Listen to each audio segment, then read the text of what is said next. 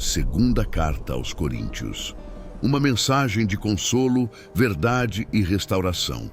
Quando somos fracos, é aí que o poder de Deus se manifesta. Segundo aos Coríntios, capítulo 1, 1-2. Saudação e identidade apostólica.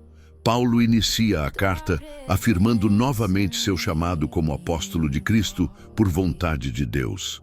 Ele escreve acompanhado de Timóteo, dirigindo-se à igreja de Corinto e aos santos de toda a região da Acaia. Desde a saudação inicial, Paulo reforça a fonte da graça e da paz, Deus, o Pai e o Senhor Jesus Cristo. A carta já começa apontando para o relacionamento profundo entre Deus e a comunidade cristã. 3:7. O Deus que consola em toda tribulação, Paulo eleva um louvor a Deus, apresentando-o como Pai misericordioso e fonte de toda consolação. Ele explica que o consolo recebido em meio às aflições não termina no indivíduo, mas se transforma em conforto para outros. As tribulações não são sinais de abandono, mas oportunidades para experimentar o cuidado de Deus e fortalecer a fé. O sofrimento compartilhado gera também um consolo compartilhado, criando laços espirituais mais profundos. Paulo demonstra que a esperança permanece firme, mesmo em meio às dificuldades. 8:11. Quando as forças humanas se esgotam, Paulo relembra experiências extremamente difíceis, nas quais se sentiu pressionado além das forças, chegando a perder a esperança de viver. Esses momentos, porém, produziram um aprendizado essencial. Não confiar em si mesmo, mas em Deus, que tem poder para ressuscitar os mortos. A libertação veio como resposta à graça divina e às orações da igreja. Paulo reconhece que a intercessão dos irmãos foi instrumento de Deus para sustento e livramento. 14. Uma consciência limpa diante de Deus. Paulo afirma que sua consciência testifica que ele se conduziu com sinceridade, simplicidade e graça de Deus, e não segundo padrões humanos. Ele destaca a transparência de sua relação com a igreja, lembrando que não há mensagens ocultas ou intenções duplas. O relacionamento entre eles deveria ser motivo de alegria mútua no dia do Senhor. 15:22. Fidelidade, não instabilidade. Paulo responde às críticas sobre seus planos de viagem. Ele explica que suas decisões não foram guiadas por indecisão ou interesses próprios. Em Cristo, as promessas de Deus são firmes e verdadeiras. O Deus que chama também confirma, fortalece e sela os seus com o Espírito Santo, garantindo a fidelidade de sua palavra. Paulo reforça que sua mensagem permanece confiável, independentemente das mudanças circunstanciais. 23-24. Autoridade que edifica, não oprime. Paulo encerra o capítulo explicando que adiou sua visita para poupar a igreja de uma correção mais severa. Sua autoridade apostólica não existe para dominar a fé dos irmãos, mas para cooperar com a alegria deles. O objetivo de Paulo sempre foi a edificação, não o peso. A fé cristã floresce melhor quando é cuidada com amor, paciência e verdade. Segundo aos Coríntios, capítulo 2, 1:4. Tristeza com propósito redentor. Paulo explica que decidiu não fazer uma visita que causasse mais dor. Sua intenção nunca foi entristecer a igreja, mas protegê-la de um sofrimento desnecessário. A carta anterior foi escrita com lágrimas e grande aflição de coração, não para ferir, mas para demonstrar o profundo amor que ele tinha por eles. A correção, quando motivada pelo amor, busca restauração, não condenação. 5:8. Perdão que restaura. Paulo aborda o caso de alguém que havia causado tristeza à comunidade. Ele deixa claro que a dor não foi apenas pessoal, mas sentida por toda a igreja. Agora, tendo havido disciplina suficiente, Paulo orienta que a igreja perdoe, console e reafirme o amor por essa pessoa. A restauração é essencial para que o arrependido não seja consumido pela tristeza excessiva. 9:11. vigilância espiritual e vitória sobre o inimigo. Paulo destaca que uma das razões para sua orientação é impedir que o inimigo tire vantagem da situação. A falta de perdão pode se tornar uma brecha espiritual. Ele lembra que os planos do inimigo não são desconhecidos e que a igreja deve agir com discernimento, graça e unidade para permanecer firme. 12:13. Um coração inquieto. Paulo compartilha um momento pessoal de angústia. Mesmo tendo uma grande oportunidade para anunciar o Evangelho, ele não encontrou descanso por não ter notícias de Tito. Essa inquietação revela o coração pastoral de Paulo, profundamente ligado ao bem-estar espiritual da igreja. 14:17. O triunfo de Cristo por meio do ministério. Paulo encerra o capítulo exaltando a vitória de Deus. Ele descreve o ministério como uma procissão triunfal conduzida por Cristo. Por meio dos servos de Deus, o conhecimento de Cristo se espalha como um perfume, trazendo vida para alguns e confrontação para outros. Paulo afirma que não anuncia a palavra por interesse próprio ou corrupção, mas com sinceridade, como alguém enviado por Deus e responsável diante dele. Segundo a Coríntios capítulo 3, em 3, uma carta escrita pelo Espírito. Paulo começa questionando se precisa mais uma vez apresentar cartas de recomendação para validar seu ministério. Ele afirma que a própria igreja é sua carta, visível a todos. Essa carta não foi escrita com tinta, nem gravada em pedras, mas registrada pelo Espírito do Deus vivo nos corações. O testemunho da transformação da vida dos coríntios confirma a autenticidade do ministério apostólico. 4:6. Suficiência que vem de Deus. Paulo deixa claro que sua confiança não vem de capacidades humanas. Toda suficiência procede de Deus, que o capacitou para ser ministro de uma nova aliança. Essa nova aliança não é baseada na letra que condena, mas no Espírito que dá vida. O foco deixa de ser a mera observância externa e passa a ser a transformação interior. 7:11. Da glória passageira à glória permanente. Paulo compara o ministério da antiga aliança com o da nova. Ele lembra que a antiga aliança foi acompanhada de glória, mas era temporária. A nova aliança, trazida por Cristo, é ainda mais gloriosa, pois produz justiça e vida. O que era passageiro perde seu brilho diante do que é eterno. 12:16. Liberdade para enxergar a verdade. Paulo fala da ousadia que nasce dessa esperança. Ele explica que por muito tempo um véu impediu o entendimento pleno, mas esse véu é removido quando alguém se volta para o Senhor. A transformação começa quando o coração se abre para Deus. A liberdade espiritual surge quando as barreiras são removidas. 17:18. Transformados de glória em glória. Paulo encerra o capítulo declarando que o Senhor é o Espírito, e onde o Espírito do Senhor está, há liberdade. Com o rosto descoberto, os crentes contemplam a glória do Senhor e são transformados à sua imagem, de glória em glória. Essa transformação não é instantânea, mas contínua, realizada pelo Espírito. A vida cristã é uma jornada de mudança constante, refletindo cada vez mais o caráter de Cristo. Segundo aos Coríntios, capítulo 4, 1-2. Um ministério sustentado pela misericórdia. Paulo começa afirmando que o ministério que recebeu não é resultado de mérito pessoal, mas da misericórdia de Deus. Por isso, ele não desanima. Ele declara que não age com engano, manipulação ou distorção da mensagem. Sua postura é de transparência diante de Deus e das pessoas. A verdade é apresentada com clareza, sem máscaras. 13:6. Luz que vence a cegueira espiritual. Paulo reconhece que, para alguns, o Evangelho parece oculto. Ele explica que essa cegueira espiritual impede muitos de enxergarem a luz da verdade.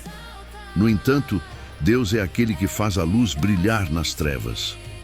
A mesma voz que trouxe luz à criação ilumina os corações. revelando a glória de Deus na face de Cristo.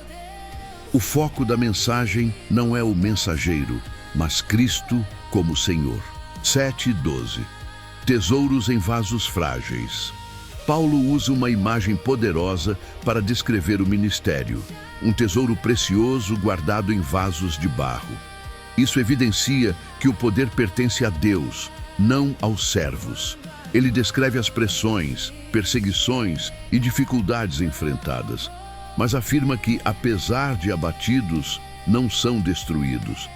A fragilidade humana destaca a força divina. A vida de Jesus se manifesta através das lutas e da entrega dos seus servos. 13:15. Fé que se expressa em testemunho. Paulo afirma que crê e por isso fala. A fé verdadeira se manifesta em palavras e atitudes. Ele tem certeza de que Deus, que ressuscitou o Senhor, também ressuscitará seus servos. Essa esperança fortalece o ministério e amplia a gratidão que se espalha para a glória de Deus. 16:18. Olhos fixos no que é eterno. Paulo encerra o capítulo com uma declaração de esperança. Mesmo que o corpo se desgaste, o interior é renovado dia após dia. As aflições presentes são temporárias e produzem um peso eterno de glória. O cristão aprende a não fixar os olhos no que é visível, mas no que é invisível. O que se vê é passageiro, o que não se vê é eterno. Segundo aos Coríntios capítulo 5, 1-5, a esperança da morada eterna. Paulo começa falando sobre a fragilidade da vida presente. Ele compara o corpo humano a uma tenda temporária, sujeita ao desgaste e à dissolução. Ao mesmo tempo, ele aponta para uma esperança segura, uma habitação eterna preparada por Deus. Essa promessa gera um anseio profundo, não de abandonar a existência, mas de ser plenamente revestido pela vida que vem de Deus. Pelo contrário, essa certeza produz coragem. Estar com o Senhor é a esperança final, e essa confiança sustenta o coração mesmo diante das incertezas da vida.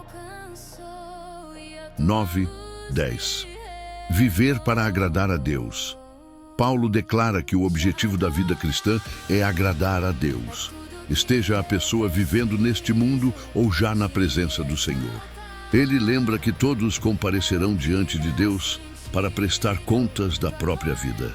Essa realidade não é apresentada como ameaça, mas como um chamado à responsabilidade, à integridade e à fidelidade. 11:13. Um ministério movido pelo temor e pelo amor. Paulo explica que o temor do Senhor o motiva a anunciar a verdade com seriedade. Sua vida e seu ministério são transparentes diante de Deus. Ele reconhece que alguns interpretam mal sua dedicação intensa, mas deixa claro que tudo o que faz é por amor a Deus e à Igreja. O zelo não nasce de interesse pessoal, mas da convicção espiritual. 14:17. Uma nova realidade em Cristo. Paulo afirma que o amor de Cristo o constrange. A morte de Cristo revela que todos morreram com ele e agora vivem para um novo propósito. Quem está em Cristo experimenta uma transformação profunda. O passado perde seu domínio e uma nova criação surge. A maneira de ver as pessoas e o mundo é completamente renovada. 18:21. O ministério da reconciliação. Paulo conclui o capítulo apresentando o coração do Evangelho. Deus tomou a iniciativa de reconciliar o mundo consigo mesmo por meio de Cristo. Agora, os cristãos são chamados a ser embaixadores dessa reconciliação, anunciando a mensagem da paz com Deus. Cristo assumiu aquilo que nos separava de Deus, para que pudéssemos receber aquilo que nos aproxima dele. O capítulo termina com uma das declarações mais profundas da fé cristã, a troca perfeita realizada por Deus para restaurar a humanidade. Segundo aos Coríntios, capítulo 6, 1-2. O tempo favorável de Deus. Paulo começa lembrando que o ministério cristão acontece em cooperação com Deus. A graça recebida não deve ser desperdiçada nem adiada. Ele declara que o tempo da salvação não é algo distante ou futuro, mas um momento presente. Deus age agora, e a resposta à sua graça não deve ser postergada. 3:10. Um ministério aprovado pela perseverança. Paulo descreve as marcas do verdadeiro ministério. Ele se esforça para não colocar obstáculos diante de ninguém, para que o evangelho não seja desacreditado.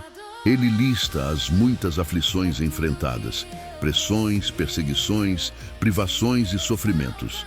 Ao mesmo tempo, destaca virtudes espirituais que sustentam o ministério: paciência, pureza, conhecimento, bondade, amor sincero e poder de Deus.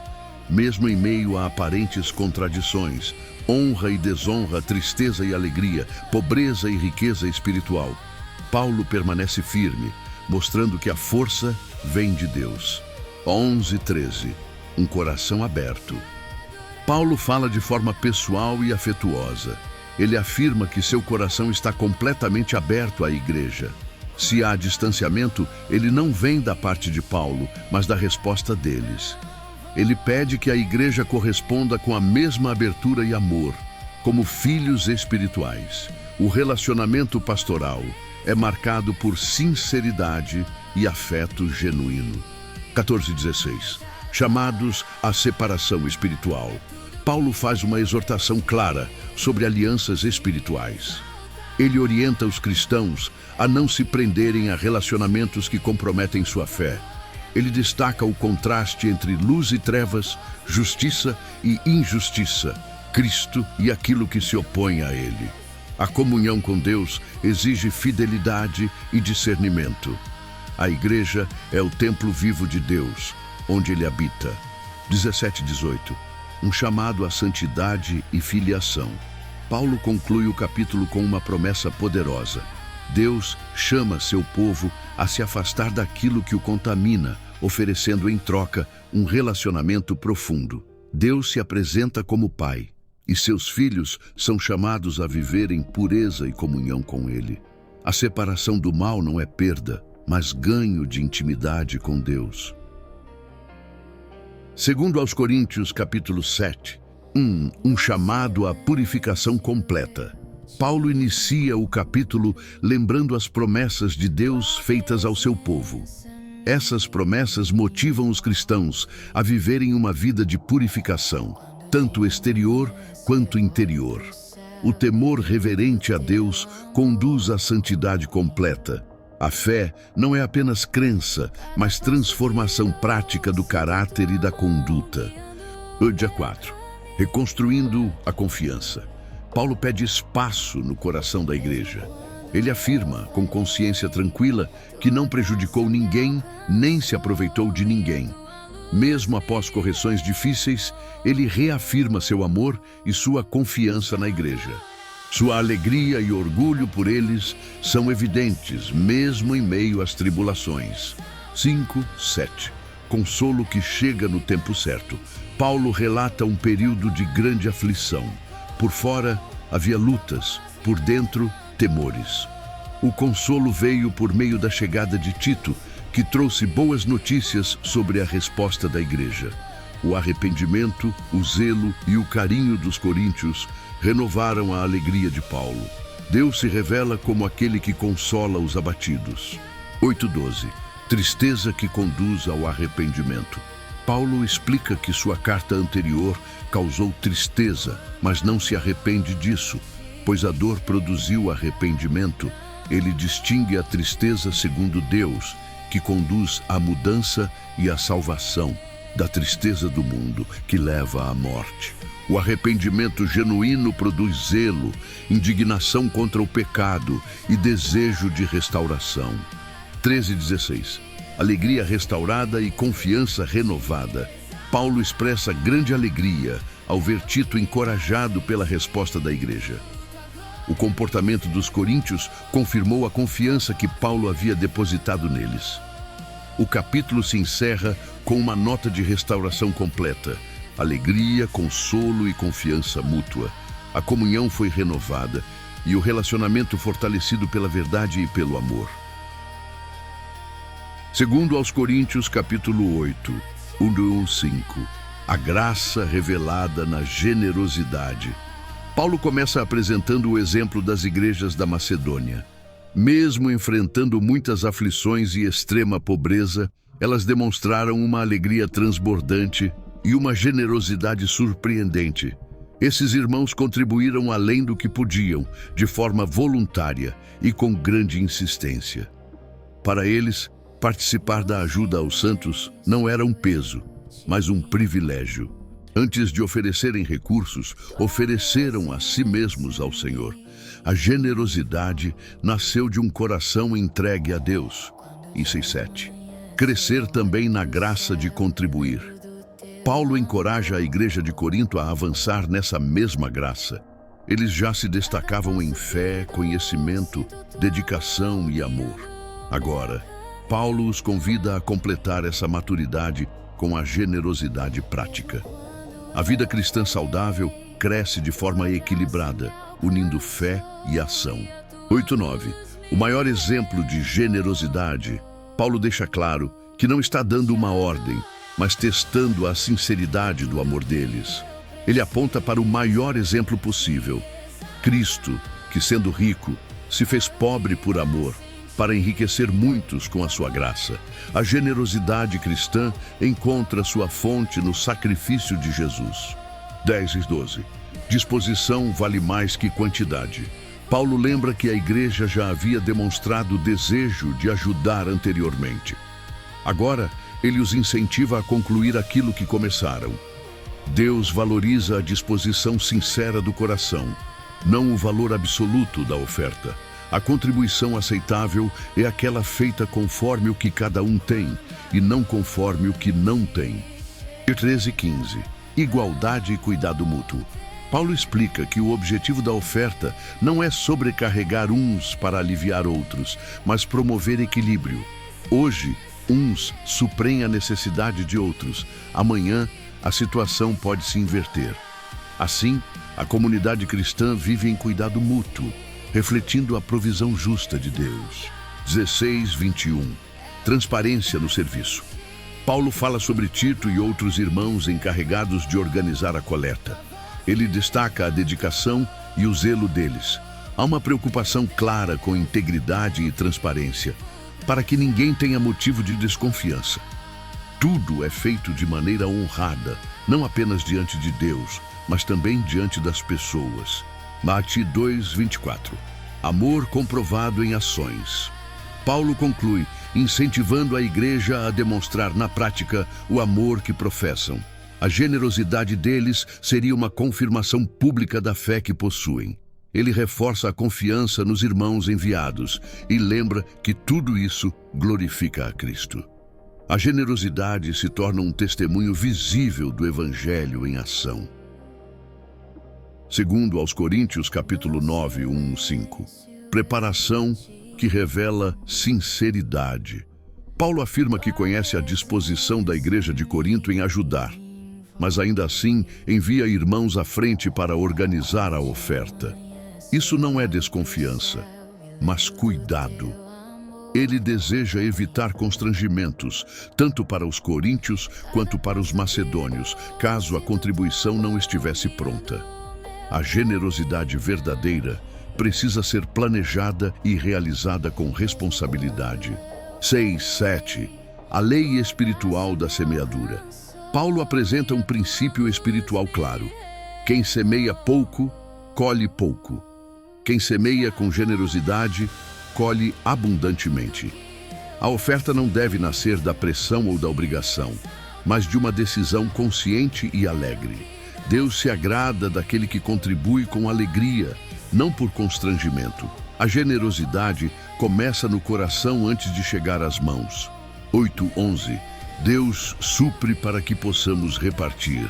Paulo afirma com confiança que Deus é poderoso para suprir todas as necessidades. A provisão divina não tem como fim apenas o conforto pessoal, mas a capacidade de continuar fazendo o bem. Quanto mais Deus supre, mais oportunidades surgem para repartir. A generosidade gera frutos de justiça e produz ações de graças a Deus. A provisão de Deus flui por meio de pessoas dispostas. 12:15. A generosidade que glorifica a Deus. Paulo conclui mostrando o impacto espiritual da oferta. Ela supre necessidades práticas, mas também provoca gratidão, louvor e reconhecimento da fidelidade de Deus. Os que recebem glorificam a Deus não apenas pelo recurso, mas pela obediência e pelo amor demonstrado. A carta termina com uma exaltação ao dom indescritível de Deus, Cristo, a fonte de toda graça e generosidade. Segundo aos Coríntios, capítulo 10, 1-6. A autoridade espiritual e a guerra invisível. Paulo inicia este trecho com um apelo pessoal. Ele se apresenta com mansidão e humildade, refletindo o caráter de Cristo. Alguns o acusavam de ser fraco em presença, mas severo em palavras quando escrevia. Paulo esclarece que, embora viva no mundo, não luta segundo os padrões humanos. Sua batalha não é física, nem política, nem baseada em força humana. As armas que utiliza vêm de Deus e são poderosas para destruir fortalezas espirituais. Essas fortalezas são pensamentos, argumentos e resistências que se levantam contra o conhecimento de Deus. Paulo afirma que todo pensamento deve ser levado cativo à obediência de Cristo. A verdadeira guerra acontece na mente e no coração. 7:11. Aparência não define autoridade. Paulo confronta os que julgavam pelas aparências. Alguns se vangloriavam de pertencer a Cristo como se isso fosse exclusivo deles. Paulo lembra que ele também pertence a Cristo e foi chamado pelo Senhor. Ele afirma que sua autoridade não é para destruir a igreja, mas para edificá-la. Mesmo que suas cartas pareçam duras, suas ações confirmam que ele age com responsabilidade e coerência. 12:16. A medida correta do chamado. Paulo denuncia a prática de comparação entre líderes. Medir-se pelos outros leva ao orgulho ou à insegurança. Ele afirma que Deus mesmo estabelece os limites do ministério de cada um. O campo que Paulo recebeu inclui Corinto. Ele não ultrapassa limites, nem se apropria do trabalho alheio. Seu desejo é que a fé dos coríntios cresça, permitindo que o evangelho avance ainda mais. O crescimento saudável amplia o alcance do testemunho. 17:18. Gloriar-se no Senhor. Paulo encerra reforçando um princípio essencial. Quem se gloria deve gloriar-se no Senhor. Não é a autopromoção que valida alguém, mas a aprovação de Deus. O verdadeiro reconhecimento vem do Senhor, não dos elogios humanos. O ministério que agrada a Deus nasce da obediência, não da exibição. Segundo aos Coríntios, capítulo 11, 1-4. O zelo santo pela igreja. Paulo inicia pedindo paciência